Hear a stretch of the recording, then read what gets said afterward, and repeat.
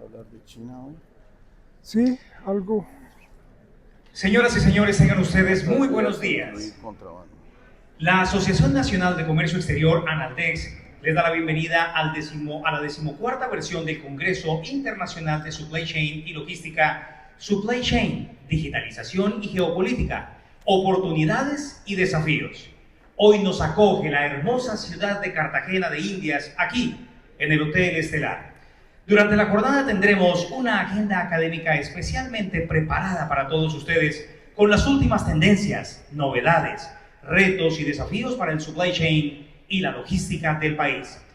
Nos gustaría conocer sus comentarios de este encuentro, por eso los invitamos a que se sumen al cubrimiento de este evento por las diferentes redes sociales, a través de X, LinkedIn, Instagram y Facebook, con @ANALDEXColombia y @Jornada Logística. Estaremos replicando todo ese contenido de los diferentes perfiles de la asociación con el hashtag Supply Chain 2025. Suban fotografías, suban videos, comentarios, preguntas y convirtamos este evento en tendencia nacional. Les solicitamos amablemente que silencien sus teléfonos celulares y dispositivos móviles para disfrutar de mejor manera las intervenciones que tendremos durante la jornada.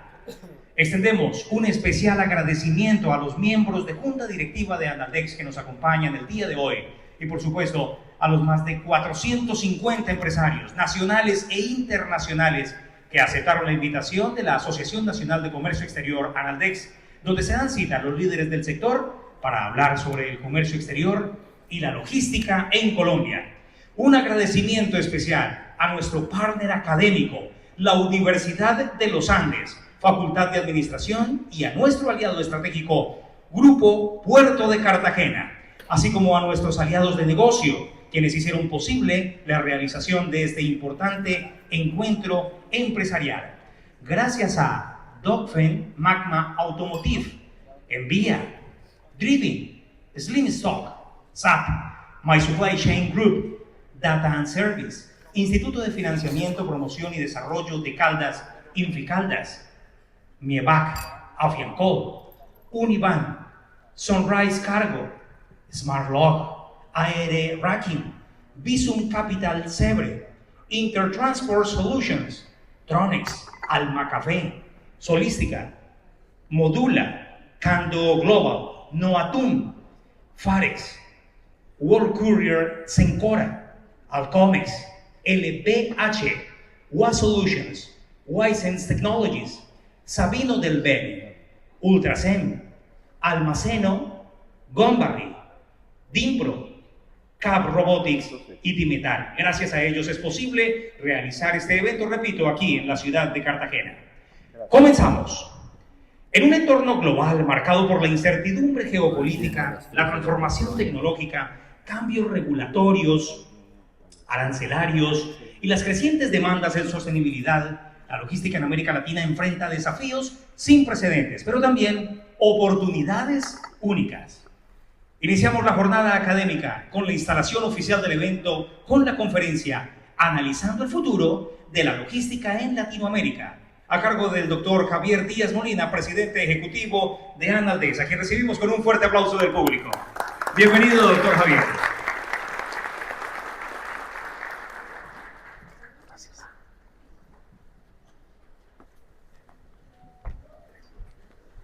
Carlos, gracias.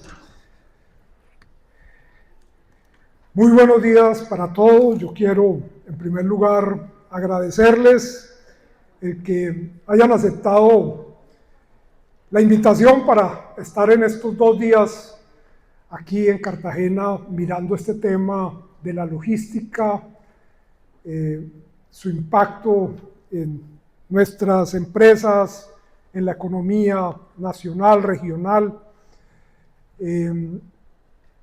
Ya esto se nos volvió un encuentro anual. Las personas le preguntan a uno cuál va a ser la temática, lo tienen como referente y eso es gracias a todos ustedes.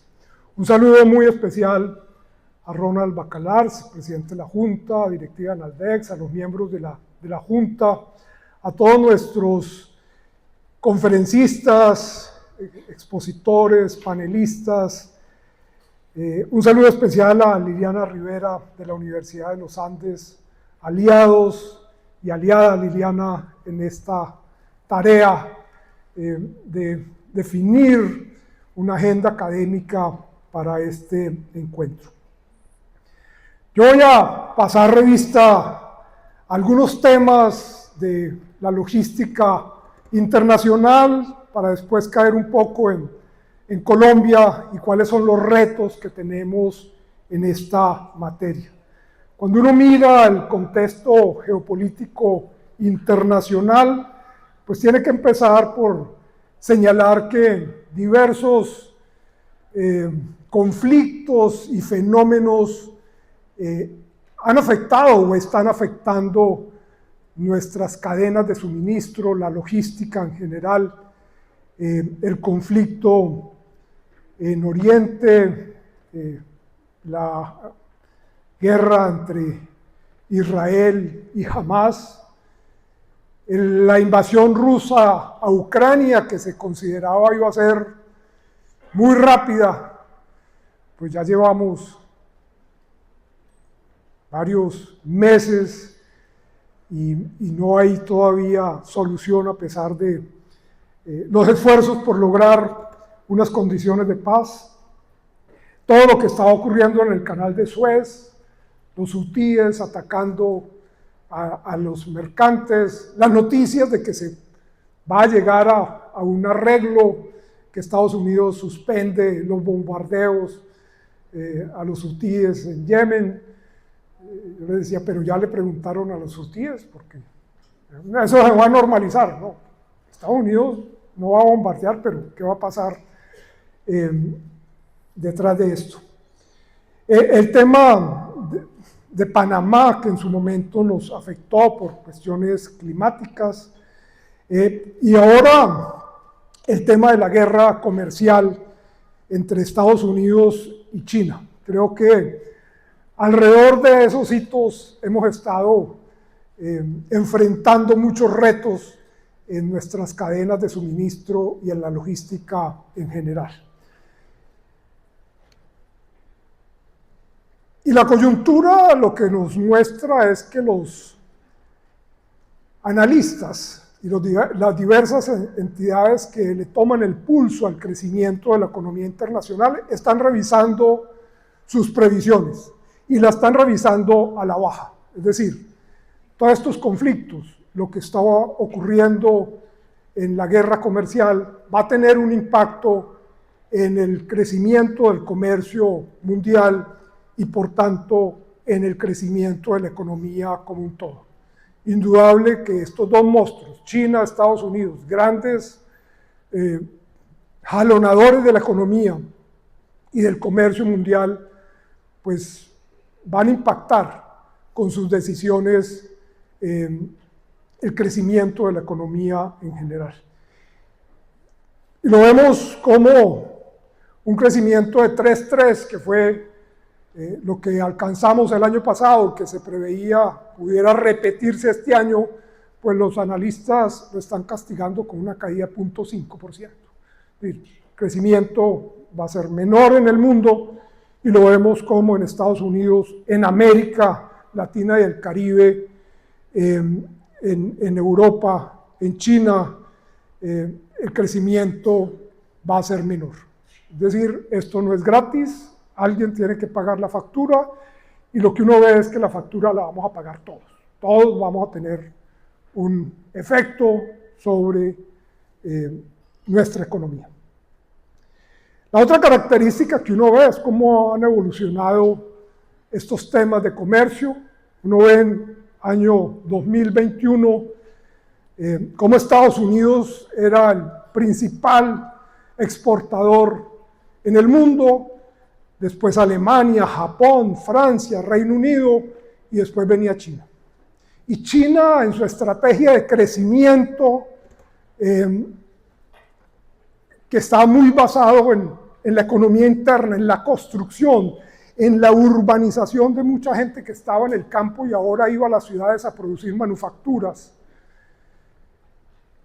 Y ese modelo se les agota. Y uno ve cómo tienen un stock de 150 millones de casas que no han logrado colocar, y cambiaron, empezaron a moverse y pasar de una economía basada en la construcción, en el mercado interno, a una economía basada en la exportación. Y rápidamente, en 2024, China es el primer exportador del mundo.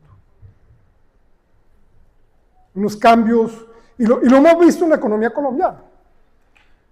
Este año ya China es nuestro principal proveedor.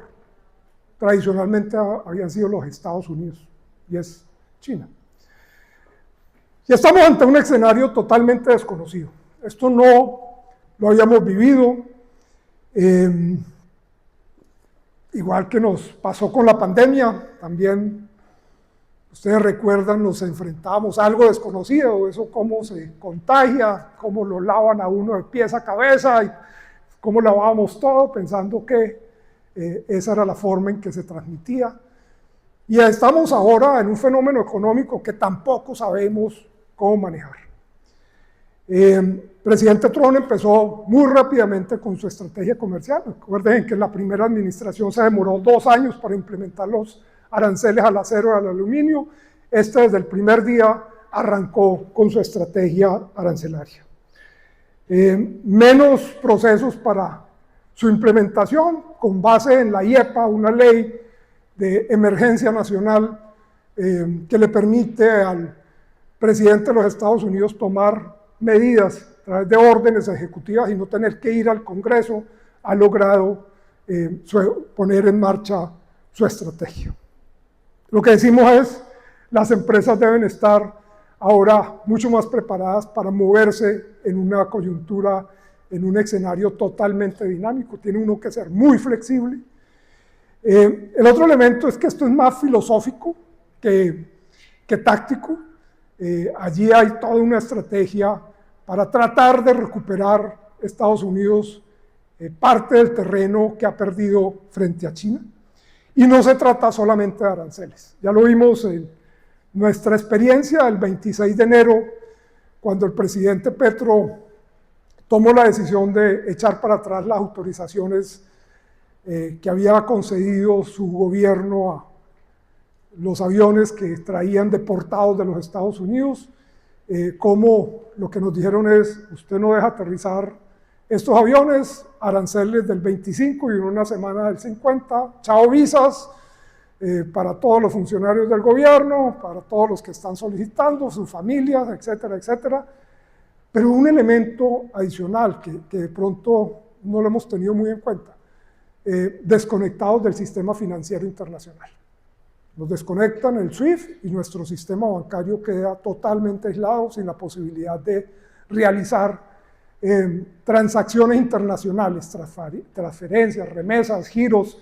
Eso sería para un sector como el nuestro, que está vinculado con el comercio internacional, mortal, si yo no puedo hacer transacciones. Pues eso está en ese menú, no solamente, repito, se trata de aranceles.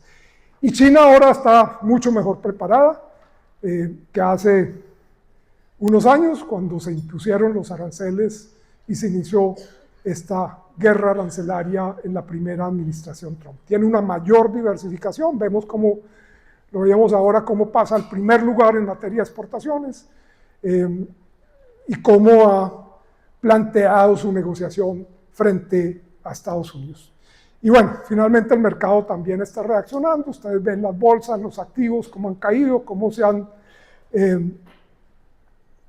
disminuido como consecuencia de estas políticas. ¿Cómo está nuestra relación con China y la ruta de la seda, que ha sido el tema que hemos estado mirando con ocasión de la visita del presidente Petro a la China en medio de la CELAC China? Los países de la región se van a tener una cumbre con el presidente y las autoridades chinas. Pues lo que nos ha planteado es que Colombia iba a firmar un acuerdo de entendimiento con China para adherir a la ruta de la seda. Este no es un tema nuevo, viene de años atrás. Los gobiernos anteriores dijeron, con calma, esto hay que mirarlo, no nos podemos precipitar, ¿qué significa esto? Entendemos la importancia de China, pero ¿esto qué conlleva? Y no habían tomado la decisión de adherir a la iniciativa. Aquí se planteó, vamos a firmar un acuerdo de entendimiento, y nosotros lo que le decíamos al gobierno es, déjenos conocer cuál es el alcance, porque no conocemos el documento, no sabemos qué compromisos estamos asumiendo, no sabemos el alcance, tiene un alcance general, tiene un alcance comercial, se va a hablar de acuerdos específicos en la parte comercial, no lo sabemos. Bueno, finalmente conocimos ayer el documento y no es ni lo uno ni lo otro. Es un acuerdo de intención que no tiene carácter vinculante, es decir, no estamos obligados. Es un acuerdo de buenas intenciones, de buenos propósitos. Vamos a desarrollar esto, pero no hay un carácter vinculante. Eso nos deja mucho más tranquilos. ¿Cuál es la experiencia en ese tipo de acuerdos? Pues lo que ha dicho China es, a mí me interesa desarrollar infraestructura en los países de África, de América Latina. Lo que uno observa es, sí, están desarrollando infraestructura para llevar sus productos. Es decir, ¿qué infraestructura necesita China en estos países para colocar sus productos? Y yo hago la infraestructura y las financio. Entonces uno entiende ahí, por ejemplo, el puerto de Chancay. Yo necesito llegar de China a América Latina, necesito un puerto grande donde yo llegue y después redistribuya las mercancías. Esa es la intención de China, pero uno dice, ¿y a mí qué me interesa? ¿Qué infraestructura me interesa para colocar mis productos hacia China o al Asia Pacífico? Una integración logística con las cadenas logísticas chinas. Buena parte de los barcos hoy en día ya son chinas. Una de las navieras más importantes es China.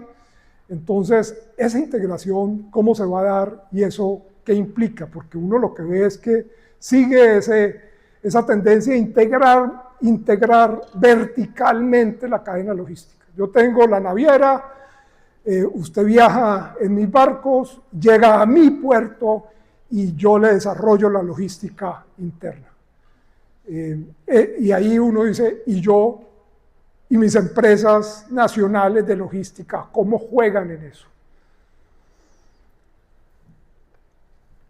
Lo señalábamos también, muy importante profundizar nuestro relacionamiento diplomático, comercial con China, pero también nos preguntamos, ¿es este el momento de hacerlo? ¿Es este el momento oportuno, pertinente para hacer esos anuncios? ¿O deberíamos esperar a que este tema de la guerra comercial se clarifique y poder tener una mayor claridad sobre esto que implica, cómo lo hacemos, etcétera, etcétera? Porque el mensaje en medio de esta guerra nos llegó. Ustedes vieron las declaraciones del enviado especial de los Estados Unidos para América Latina, el señor Mauricio Claver Carón, que dijo, la decisión de Colombia de adherir a la iniciativa de la franja y la ruta de la seda creo que es una muy buena oportunidad para las rosas ecuatorianas y para el café centroamericano. Creo que el mensaje está clarito. Entonces uno dice, ¿es este el momento? Que allá lean que en medio de una disputa yo estoy tomando partido por China en vez de tomar partido por mi socio tradicional, los Estados Unidos. Pues esa no puede ser la intención, pero esa puede ser la lectura que se da. Y el otro elemento es que estaríamos haciendo un acuerdo y reconociendo una economía que no es de mercado. Es una economía centralmente planificada, que puede mover su tasa de cambio cuando ellos quieran. Y uno lo ve, ¿por qué Estados Unidos no le pone un arancel del 10, como le puso a todo el mundo a China? Pues porque una devaluación del yuan diluye el arancel rápidamente. Pues tiene que ponerle un arancel altísimo para que no le puedan diluir el arancel vía una devaluación de su moneda, que lo pueden hacer en cualquier momento. Pero también, si yo voy a iniciar una investigación de dumping, si yo reconozco a China como una economía de mercado, pues las pruebas se hacen ahora mucho más difícil, porque yo tengo que conseguir facturas en China que me permitan mostrar que me está vendiendo por debajo del precio que ellos venden en el mercado local, y no como lo estoy haciendo hoy en día, que es comparando con precios de terceros mercados. China está vendiendo por debajo de lo que vende tal país, y aquí están las pruebas. Entonces, el entrar a estas formalidades de adherir tiene ese reconocimiento de una economía de mercado. Eso es parte de lo que no está claro. Afortunadamente, el acuerdo que se suscribió como carta de intención no vinculante, pues no altera esas condiciones. Pero esa era la preocupación que nosotros teníamos alrededor de esos temas. No voy a entrar en los detalles, todo lo hemos vivido, qué pasó desde febrero, enero de este año, y los diversos hitos, cómo se han ido moviendo esos aranceles, el 2 de abril, cómo se anunciaron esos aranceles generales y los recíprocos, cómo en abril se toma la decisión de aplazar por 90 días la vigencia, y qué va a pasar en esos 90 días. Lo que nos dicen es, en los 90 días uno debería tener la capacidad de negociar con los países esa decisión de los aranceles. También en nuestras reuniones que hemos tenido con las autoridades de los Estados Unidos, de la Embajada de Estados Unidos en Colombia, con el agregado económico, con el señor Daniel Watson, el director adjunto del USTR, con quien nos reunimos en su visita a Bogotá, hemos entendido varias cosas. Primero, que la negociación se tiene que dar alrededor de una serie de temas que se constituyen en irritantes comerciales para los Estados Unidos. Pero lo que queda uno claro es que ese arancel del 10 no se va a eliminar, se va a mantener para todos los países. Y uno lo ve como en el anuncio, y lo vamos a ver ahora más tarde, de la negociación con el Reino Unido, el arancel del 10 se mantiene. Y lo que nos dijeron a nosotros es, ustedes quieren negociar con Estados Unidos, ese arancel del 10 se va a mantener. La negociación, el acuerdo, lo que va a permitir es que los productos que a usted le interesan van a poder salir de allí y llegar a un arancel cero. No todos, pero sí un grupo de productos de interés fundamental para ustedes. Entonces uno en el caso colombiano piensa, va a poder lograr 0% para café, para flores, para aguacatejas, para limón, para una serie de productos, las ventanas, los transformadores, etcétera, etcétera. Pero no todo. El 10 se va a mantener.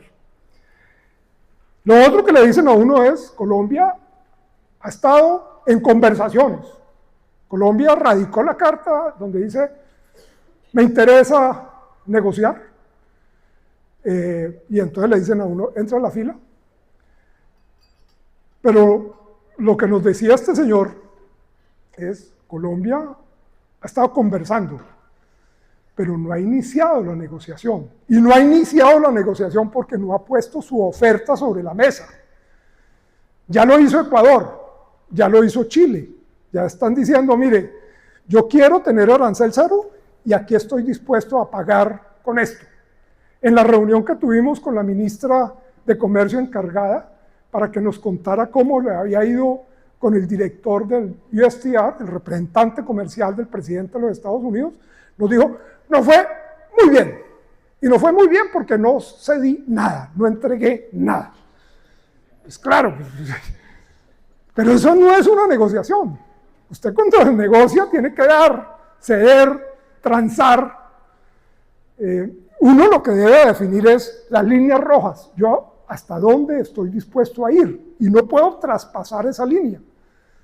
Pero negociar solo diciendo yo no he entregado nada, pues no es negociar. Entonces Colombia no ha iniciado la negociación porque no ha puesto una oferta sobre la mesa. ¿Qué debe contener esa oferta? Buena parte debe estar reflejada en los irritantes que Estados Unidos ha puesto sobre la mesa. Y Estados Unidos inicialmente puso 19 temas sobre la mesa. Hoy vamos en que quedan 8 o 7, pero eso va cambiando. Y van cambiando porque déjenme decirles que dentro de esos 19 no figuraba, por ejemplo, algo que el señor Watson del USTR nos dijo en la última reunión. Nos interesa mucho hablar con Colombia y tener una negociación alrededor de los temas laborales. Acuérdense que ese fue un tema candente en la negociación del TLC, tanto que para que pudiera ser aprobado el TLC en el Congreso de los Estados Unidos, tuvimos que firmar unas cartas anexas al acuerdo, con unos compromisos en materia laboral. Y particularmente nos hizo mención que les preocupaba mucho el tema de tercerización de la fuerza laboral. Y nosotros lo que le dijimos es, miren, entienda que la economía colombiana sufre de un problema de informalidad muy alto. Y ese tema se refleja también en la parte laboral. Hay una informalidad muy alta. Pero hay precisamente empresas que tercerizan cumpliendo todas las formalidades de ley. Entonces el fenómeno no es la tercerización, el fenómeno es la informalidad. Y es allí donde tenemos que trabajar y es allí donde le planteamos al gobierno en la discusión de la famosa reforma laboral en el Congreso que esa propuesta no nos gustaba porque no lograba avanzar sobre los temas de formalización, de generación de empleo formal. Y la ministra Ramírez lo que nos dijo es, no, es que este no es un proyecto para solucionar el tema del empleo, para crear empleo. Entonces, por eso no logramos avanzar. Bueno, ese era un comercial. Entonces, tema laboral va a estar en la agenda y tema de sostenibilidad. En ocasiones anteriores y Analdeas ha sido muy enfático que el tema de sostenibilidad está en la agenda de los países, no solamente de la Unión Europea, con el Pacto Verde y con esas cosas de la granja a la mesa, sino que todos los países están trabajando temas de sostenibilidad y nuestras empresas no pueden ser ajenas a eso y tenemos que trabajar en eso. Bueno, ya apareció en esta negociación el tema de sostenibilidad. Temas específicos, el tema, lo plantearon, el tema de que la DIAN no tiene sistema electrónico. ¡Wow! Alguien que finalmente nos oyó. No hay facturación electrónica en comercio exterior. Y los Estados Unidos dice, yo necesito que ustedes digan cuándo van a contar con facturación electrónica, con procesos digitales. Pongan una fecha, díganme cuándo vamos a tener eso. Porque hoy en día todos los países avanzan en esa materia y Colombia sigue en papel. Tema de barreras técnicas, el tema de los vehículos. Colombia adhirió a un acuerdo de Naciones Unidas de 1954 que Colombia no ha puesto en vigencia. Y entonces uno dice, si después de 70 años no lo hemos puesto en vigencia, ¿cuál es el afán de ponerlo en vigencia ahorita, este año, en abril, en mayo 2? ¿Por qué el afán si no estamos preparados?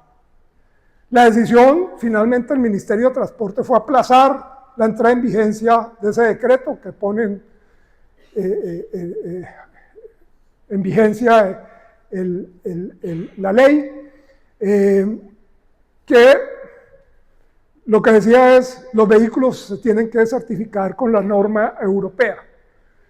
Y entonces Estados Unidos dice, no me ponga a certificar mis carros, mis autopartes, mis llantas con la norma europea. Yo tengo un proceso de autocertificación con las normas norteamericanas. ¿Dónde están los laboratorios? Entonces Colombia dice, bueno, yo aplazo la entrada en vigencia. Entonces la ministra dice, ya solucionamos el problema. Estados Unidos dice, no señor, Usted aplazó, pero no ha solucionado. Necesito que me solucione el tema. Ahí está el irritante. ¿Cómo lo vamos a solucionar? La ministra dice, vamos a montar los laboratorios para certificar aquí. Eso dice, Estados Unidos viniendo a certificar a Colombia sus carros. Bueno, yo creo que esa propuesta no va a ser aceptada tan fácilmente. Con medidas sanitarias y fitosanitarias hay unos temas que sufrimos todos con el INVIMA, los registros, las demoras, los tiempos. Y entonces, cuando uno habla con el INVIMA, uno le dice, oiga, usted tiene 27.000 registros represados, no los saca. No, agradezcan. Es que venimos de 40.000. Entonces, 27 no es nada. No, pero ¿cómo solucionar ese tema? En el tema de medicamentos, nuevos medicamentos que no son aprobados por el INVIMA porque no tienen la capacidad. Todo el tema de ICA, que no tiene personal, que no tiene capacidad. Entonces, Estados Unidos pone sobre la mesa, oiga, solucioname esto porque esto es una barrera al comercio. Puede ser una norma técnica, pero eso me está impidiendo entrar con mis productos al mercado colombiano. Y igualmente el tema de las compras públicas. Uno de los irritantes era el tema de los aviones. Colombia va a comprar aviones.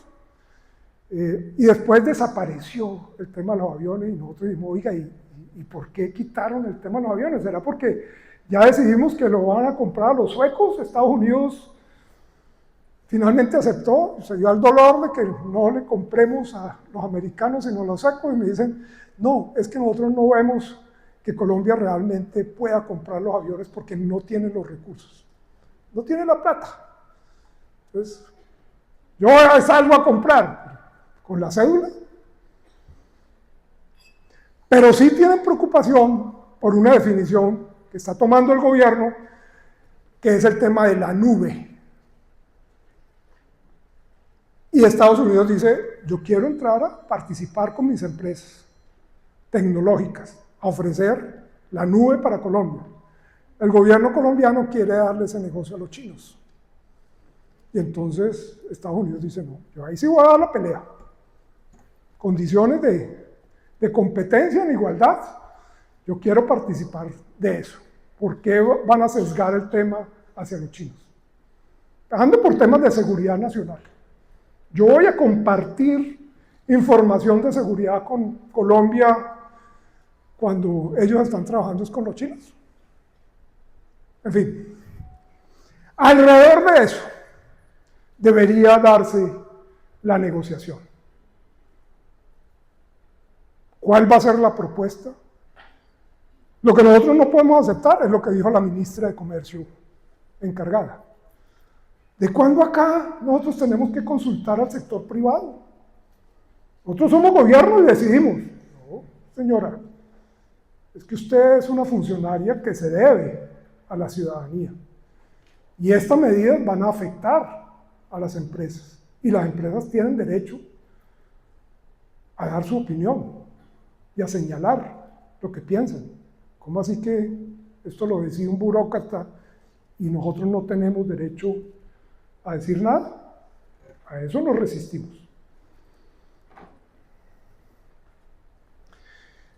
El tema de los aranceles recíprocos, ya algo les he mencionado, como pues lo que se espera es que en estos 90 días los diferentes países negocien el tratamiento y definan los aranceles. Lo vimos en el acuerdo con Reino Unido y con China, el acuerdo que se llegó. En el acuerdo con China, lo que se dan es 90 días para definir las reglas de juego. China le baja el arancel de 125 a 10, Estados Unidos le baja el arancel de 145 a 30 y nos damos este tiempo para definir realmente cuál va a ser el tratamiento. Pero nuevamente Estados Unidos insiste, yo voy a cobrar un peaje a todo el que quiera entrar a mi mercado, a disfrutar de mi mercado, va a tener un peaje del 10%. Ese arancel del 10% se mantiene para todos los países y se aplicará para todo aquello que no se haya negociado un tratamiento diferente. Y lo vemos también en el acuerdo con el Reino Unido. Arancel del 10 se mantiene, pero hay unos tratamientos especiales para una serie de productos en los cuales el Reino Unido tiene especial interés, particularmente el tema de vehículos. Entonces dice, para los primeros 100.000 vehículos provenientes del Reino Unido, ingresarán con 100 y los siguientes con el 25. Entonces la regla general tiene una excepción, y es bajarlo a 10 para los primeros 100.000 vehículos. Por su parte, el Reino Unido se compromete a eliminar barreras que hoy tiene para el comercio de productos agrícolas y manufacturados provenientes de Estados Unidos, y por su parte también el Reino Unido acepta el tema de etanol y el tema de carne, que tenía también barreras cuando provenían de los Estados Unidos. Y en relación con acero y aluminio, que es un interés de los Estados Unidos, de Trump desde su primera administración, en este tiempo se va a buscar un acuerdo alternativo, un tratamiento especial para ese arancel del 25 que pesa sobre acero y aluminio. Entonces, como ustedes ven, lo que nos dijo aquí el USTR, de que ese arancel del 10 se va a mantener, lo vemos en China, lo vemos en el Reino Unido, y entonces lo que nos están diciendo para Colombia también se va a mantener ese 10. Vamos a ver cómo es el tema con México, porque México tiene el arancel para el acero, el aluminio y los vehículos, pero no tiene el 10, tiene 0. Y cuando nosotros le dijimos, oiga, pero es que ustedes le están dando un tratamiento especial a México y eso nos compite. Nuestro café, nuestras flores, nuestras frutas, el aguacate Hass, entra con 10 a Estados Unidos y México entra con 0. Y la respuesta fue, es que México ha hecho mucho por nosotros. Como quien dice, ustedes no han hecho nada. En temas que para la agenda de los Estados Unidos es muy importante. Migrantes, fentanilo, drogas, seguridad. México mandó tropas a la frontera, mandó toda una estrategia para detener el fentanilo, tratamiento de los migrantes. ¿Ustedes qué han hecho? Y ese es el otro gran interrogante. Viene septiembre, ¿qué va a pasar con la certificación en la lucha contra las drogas? Y eso, ¿cómo puede venir en el caso de Colombia? Ya he mencionado el tema del acuerdo arancelario entre Estados Unidos y China, y veríamos en los próximos días cómo se manejará esto, particularmente en un tema que nos afecta a todos, y es el impuesto que Estados Unidos le va a cobrar a los barcos chinos, a los barcos fabricados en China. Perdón.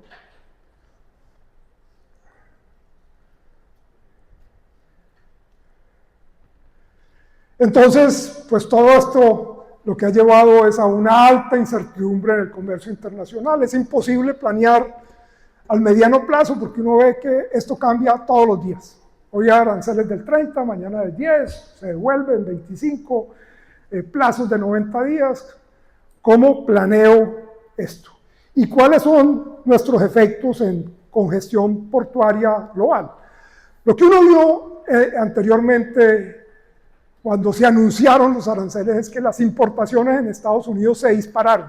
Enero fue el mayor crecimiento en importaciones. Claro, la gente se anticipó a importar antes de que entraran en vigencia los aranceles. Y eso impactó incluso el crecimiento de la economía. Ustedes ven el crecimiento de la economía de los Estados Unidos en el primer trimestre es negativo, y tiene que ver mucho con esta situación. Y uno dice, ¿y ahora que se dieron esta tregua de 90 días, qué va a pasar? ¿Aprovecharán algunos importadores en Estados Unidos para abastecerse de cara incluso a la temporada navideña? Si eso ocurre, ¿qué va a pasar con los buques? ¿Qué va a pasar con los puertos? Un atascamiento de puertos puede uno ver, disponibilidad de buques, frecuencias, niveles de servicio, en fin. Preocupación, porque puede ocurrir en esta coyuntura con los puertos a nivel mundial. Lo que uno ve es que puede darse una alta congestión portuaria a nivel nacional, porque la gente aprovecha esta tregua para hacer inventarios, porque no sabemos qué puede venir hacia adelante.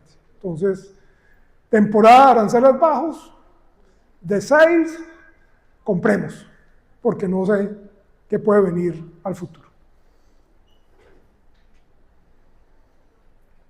El tema de fletes han ido bajando, claro. Cuando usted ve que las exportaciones de China a Estados Unidos han caído un 20%, pues indudable que eso se refleja sobre el nivel de fletes. Entonces lo que estábamos viendo es una caída en los fletes. Pero ¿qué va a ocurrir hacia el futuro? Si la demanda se crece, si hay sanciones o impuestos para los buques chinos, eso ¿a dónde puede llevar los fletes?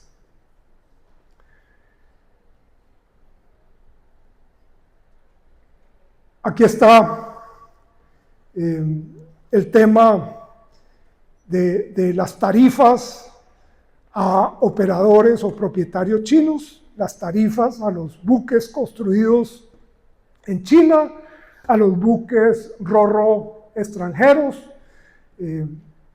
Esto supuestamente va a entrar en junio.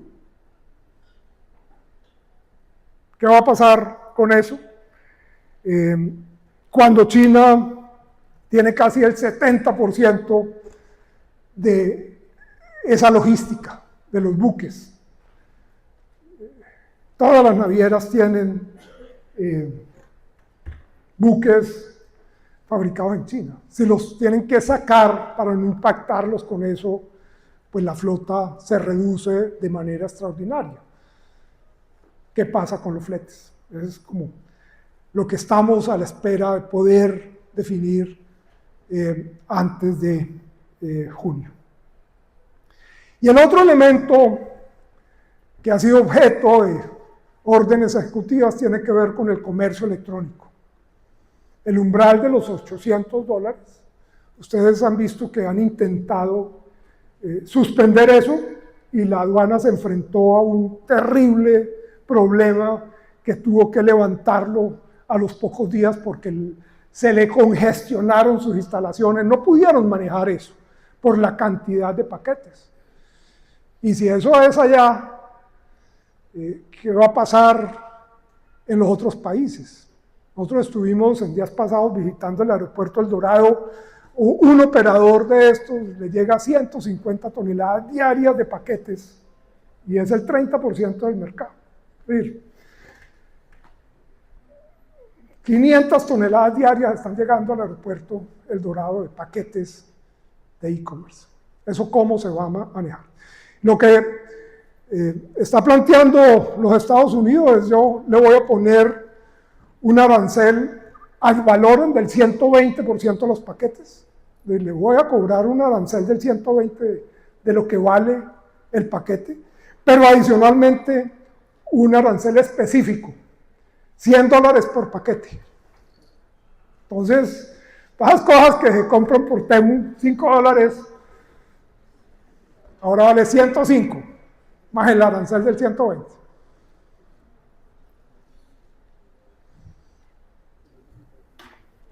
¿Cómo van a reglamentar esto? ¿Cómo se va a dar? ¿Y qué impacto tiene en el comercio? En la logística, en el transporte aéreo, en el transporte marítimo. Porque hoy hace parte de esas cadenas de suministro y cómo se va a impactar, cómo se va a eliminar buena parte de este comercio. Les decía, y aquí lo pueden ver, cómo en enero las importaciones en los Estados Unidos se crecieron de manera extraordinaria, anticipándose a los aranceles. ¿Qué va a pasar en esta coyuntura de tregua? Va a ocurrir un fenómeno similar, y eso qué impacto va a tener en nuestras cadenas. Pueden presentarse una acumulación de mercancías, un incremento de la actividad comercial en estos 90 días, anticipar la temporada alta, es decir, no vamos a ver la temporada en octubre, en noviembre, sino que la vamos a ver ahora, en mayo, junio, julio. El tema de la congestión portuaria y la posibilidad de escasez de contenedores,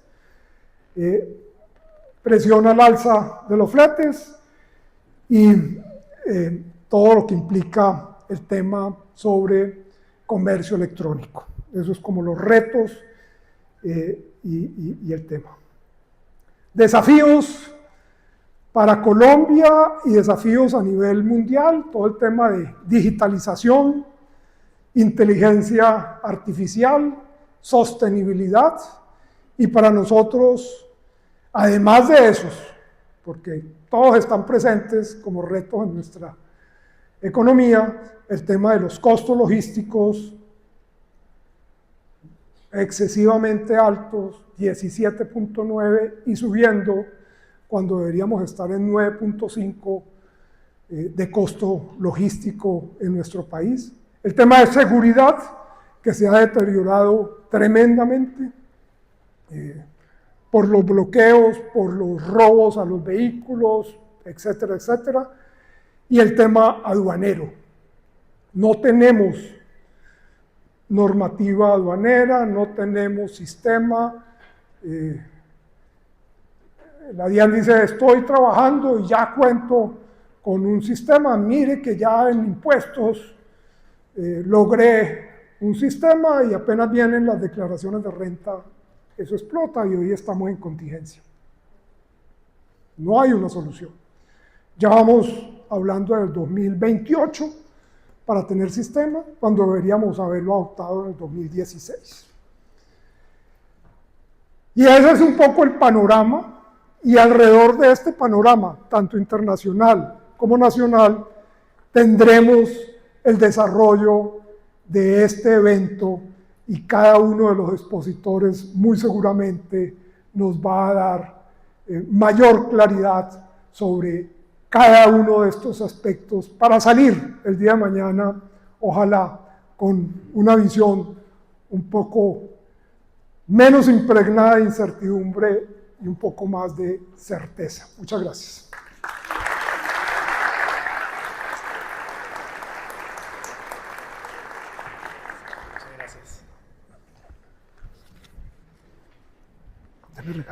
Muchas gracias, doctor Javier Díaz, por esta importante apertura. Muy claro queda este tema. Dentro de tantas cosas que me encantaría destacar de esta primera presentación, me llamaron la atención dos puntos importantes, y yo sé que ustedes también